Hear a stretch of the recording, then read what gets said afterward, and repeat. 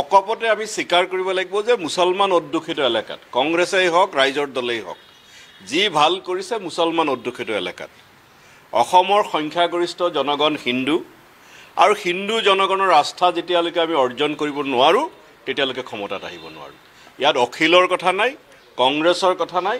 বিজেপিক বগৰাব লাগিলে হিন্দু ৰাইজৰ আস্থা অৰ্জন কৰিব লাগিব, তেতিয়াহে বিজেপিক বগৰাটো সম্ভৱ। বিজেপিক যদি আমি উৎখাত কৰিব খোজোঁ, আমি যদি উজনি অসমৰ আসন আমি দখল কৰিব নোৱাৰোঁ, আমি কেনেকৈ বিজেপিক উৎখাত কৰিম?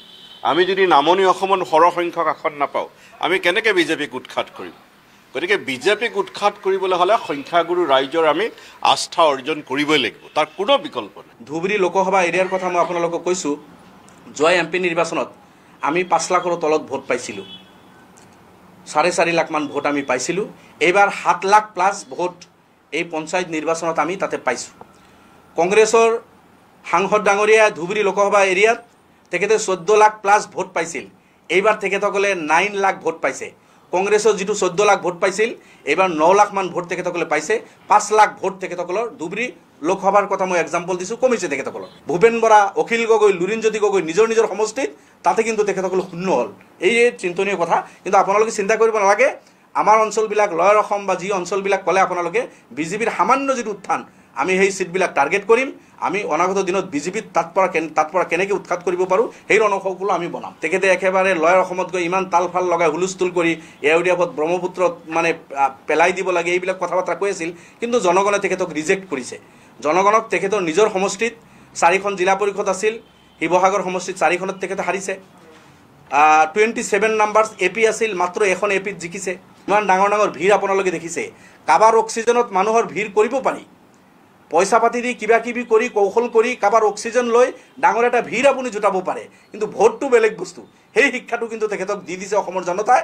অকপতে আমি স্বীকাৰ কৰিব লাগিব যে মুছলমান অধ্যুষিত এলেকাত কংগ্ৰেছেই হওক ৰাইজৰ দলেই হওক যি ভাল কৰিছে মুছলমান অধ্যুষিত এলেকাত অসমৰ সংখ্যাগৰিষ্ঠ জনগণ হিন্দু আৰু হিন্দু জনগণৰ আস্থা যেতিয়ালৈকে আমি অৰ্জন কৰিব নোৱাৰোঁ তেতিয়ালৈকে ক্ষমতাত আহিব নোৱাৰোঁ।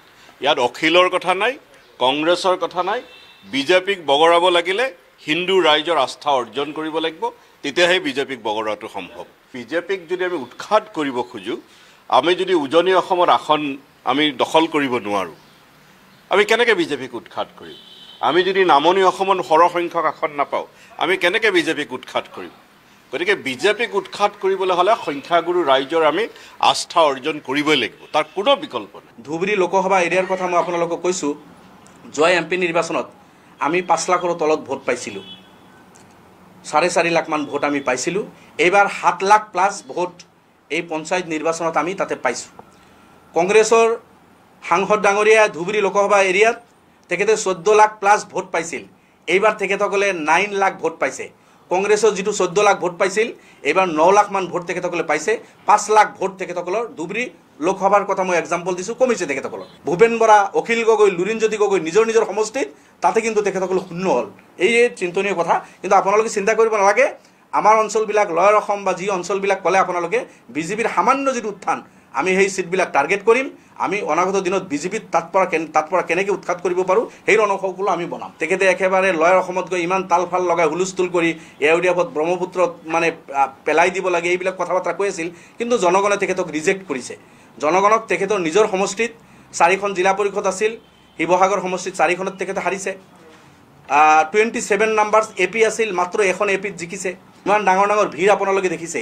কাবাৰ অক্সিজেনত মানুহৰ ভিৰ কৰিব পাৰি, পইচা পাতি দি কিবা কিবি কৰি কৌশল কৰি কাবাৰ অক্সিজেন লৈ ডাঙৰ এটা ভিৰ আপুনি জোটাব পাৰে, কিন্তু ভোটটো বেলেগ বস্তু। সেই শিক্ষাটো কিন্তু তেখেতক দি দিছে অসমৰ জনতাই।